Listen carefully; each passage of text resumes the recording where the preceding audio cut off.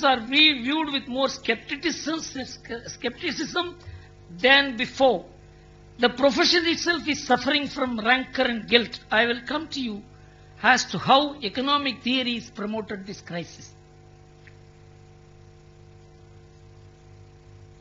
Paul Krugman, the winner of the Nobel Prize for Economics in 2008, argued that much of the past 30 years of macroeconomics was spectacularly useless at best and positively harmful at worst. Barry Eichengreen, a prominent American economic historian, says that the crisis has cast into doubt much of what we thought we knew about economics. All of you know about Black-Scholes model. You must be studying it. It's being taught even now. Is being taught or not? This evolved from 1970 after the fixed exchange rate system broke up. You see, currency is supposed to be the denominator by which you decide the value of everything else. Then currency itself became a branded commodity, and one brand began competing with the other. And so they had to neutralize this by theoretical formulation, and that is how the Black-Scholes models developed from 1970. It entered the market in 1986-87, and the derivatives became a popular instrument. It developed in 1977-78. The derivative total turnover in 1977 was about $1 billion or so. But at the peak of the economic crisis in 2007, the derivative turnover in American, that is the Federal Reserve System recorded transaction alone, was $3.7 trillion a day. And the total derivatives outstanding at the peak of the crisis in 2007, as recorded by the Bank of International Settlements, was $596 trillion. The actual transactions represented by this was just $15 trillion. You can understand the explosion of money which did not represent any real wealth, any real work, any real wages, any real income. And entire thing was promoted on this Black-Scholes model. And the theory said, you can, to put it in an understandable language, that you can speculate without losing. This is a simple model. And this entered the market in 1994. And the two economists who promoted it, who theorized it, Robert Merton, he's one of the well-known macroeconomic thinkers, and Myron Scholes, they joined this long-term capital management, which experimented this model, and banks and financial institutions and corporates stood in queue to give the money to LTCM, which promised a minimum of 18% return. And it did give in 95, 96, 97. Seeing this, the Nobel Committee was so impressed. In 1997, they gave Nobel Prize to this model. In 98, the LTCM collapsed. And Robert Merton and Myron Scholes went back to some IIT for teaching. Poor fellows, they put the money in this, their Nobel laureates, as the money that they got, they put it and lost. But it is still being taught. So the economic crisis was because of economic ideas. New economic ideas have come. Changes have come. Are they sustainable? No idea is sustainable unless it is backed by the living models of the people. You cannot divorce an idea or a development or a policy or an economic theory which is divorced from the models of the people. That's what Japan does. Japan has aligned its rate of interest, aligned its market, aligned its bank, aligned everything to the way the people live. The people want to save and live a very frugal life. And the corporates work on a very thin profit margin.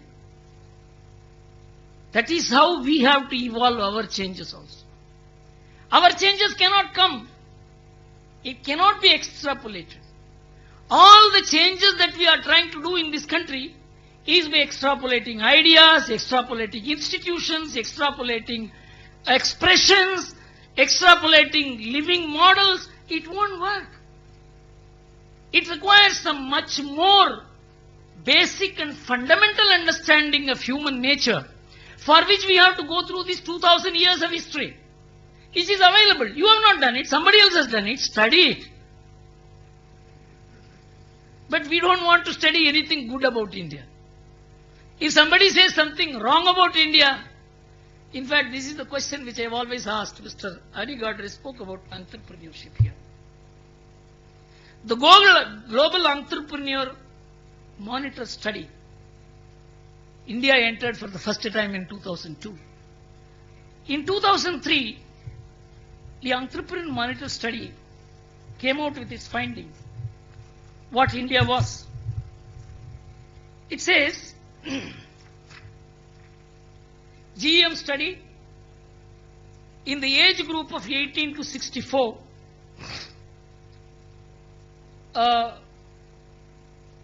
India is 17.9% of the Indians are entrepreneurs. It is 11% in China, 10% in America.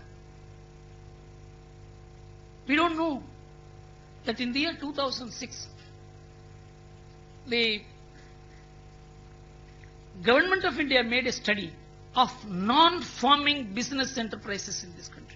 Non-farming, unregistered business enterprises in this country. Mr. Hari Gadre spoke about SMEs. This is not that. That is still lower. What I am talking about. This NSSO made this study. And this first study was made in 2002. A more comprehensive and better sampled study was made in 2006.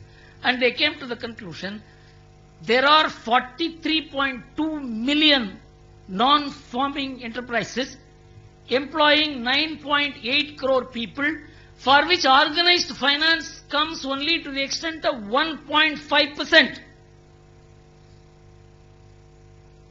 92% of the Indians are entrepreneurs.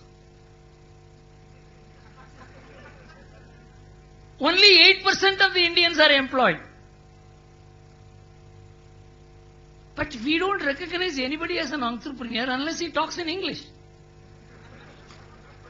My understanding of this country underwent a complete change through my empirical study, which I started in 1993 in Ludhiana. When I went to Ludhiana, I was stunned at the development. And nobody could speak in English. Because I always related development to English. And I thought, here is someone, they are importing 7.5 lakh workers from Bihar. It is like America importing workers from elsewhere. And no infrastructure, nothing.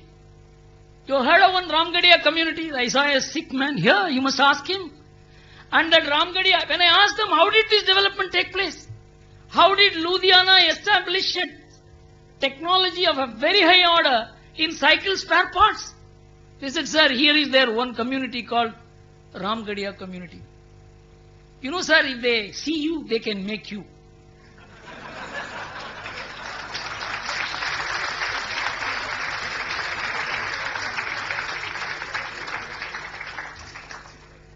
You know, Ramgadiya community has been banned in most of the factories in German. Because they produce the whole thing here. It is there. You go into website, you will find tons of material on this community. It opened my eyes. Then I went to Batala, then Rajkot, then Jamnagar, then Jalandhar. In Jalandhar I went to one of the factories, woodworkers factories, where the man said, sir, the entire Australian Cricket Control Board places his orders on me. 1994, 3 crore worth orders. They don't buy cricket bat from anybody. It is made in our factory. See that carpenter who is making the factory? See his Maruti car standing outside.